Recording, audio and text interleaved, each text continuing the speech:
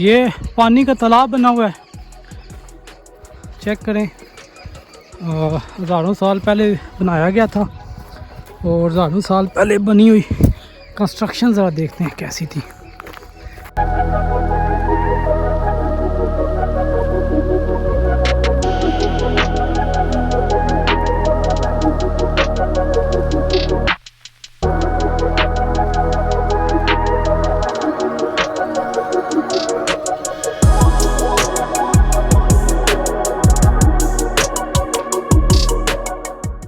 अस्सलाम वालेकुम नाज़रीन, मैं हूं राशिद चौधरी।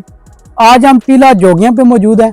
टीला जोगियां नाम से जैसे ज़ाहिर है, टीला बोलते हैं पहाड़ की चोटी को, और जोगियां जोगी लफ्ज़ से निकला है पाकिस्तान बनने से पहले। बल्कि पाकिस्तान क्या, इसकी तारीख बताती है कम अज़ कम 2000 साल, और कुछ लोग कहते हैं कि 3000 साल, यानी कि 100 साल कबल मसीह से ये बना हुआ है टीला जोगियां।